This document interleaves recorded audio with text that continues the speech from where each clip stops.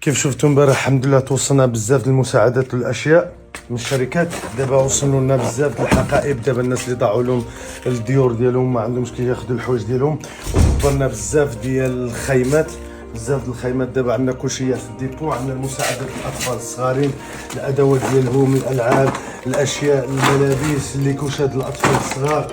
كيف هنا عندنا بزاف ديال المئات ديال الفوطات للدراري الصغارين.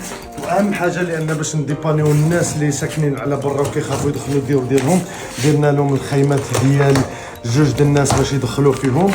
ودرنا عندي شي 500 ولا 600 وحده، كل مدينه نقدر نعطي لهم في كل مدينه ديالهم. وعندنا هنايا الحوايج الجدادين ديال الاطفال الصغارين، ديال بيبيات الاطفال الصغارين. وهادو الحقائب ديال الناس اللي بغاو يهزوا الامتعه ديالهم باش يقدروا يمشيو. وهنا عندنا هادو ديال الجبل، عندنا شي 50.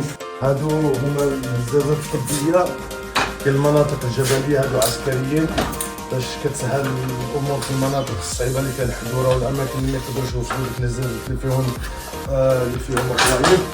هادو كيف قلت لك الحقائب الناس يوزوا الامتعه ديالهم اللي فقدوا الديور ديالهم ما عارفين فين يحطوا. توقع عندنا الاف من هادو باليطات كاملين. وهادو الادوات ديال الشامبو، الادوات غسل الاسنان للاطفال الصغارين، وهادو الشامبوات للنساء، وهادو الادوات ديال النساء البريفي. حتى هما عندنا باليطات باش نساعدوا النساء اللي يحتاجوا داكشي. وهادو البطانيات ديال الاطفال والنساء والرجال. ولكن اهم حاجه هادو هما ديك المطرات اللي كتنفخ بالهواء، تقدر توزع معك في اي بلاصه، تنفخها تحطها في اي خيمه في اي منطقه، توزع معك تنعس مرتاح. المهم الله يجيب راحه الله عز وجل. المهم هذا هو حكم الله، الله يرحم موتى المسلمين. المهم هذا باش الحمد لله الخير ما كيتقطعش، وكل مره كنتواصلوا. دابا الماتريال دابا هذا السيد جابنا هادو، جابوا لنا دابا هادو ديال اللي وريتو لكم اليوم في الصباح. هادو ديال الجبل في المناطق الجبليه اللي صعيب الانسان يوصل لهم. for difficult places. الامور خفيفه وبالالو يقدروا يطلعوا يهزوا المرضى والموتى رحمهم الله.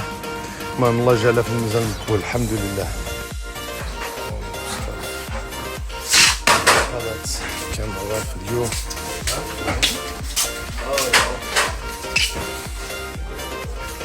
We're getting every day more and more. We have different places where we received our stuff, and inshallah we can make everything really inshallah.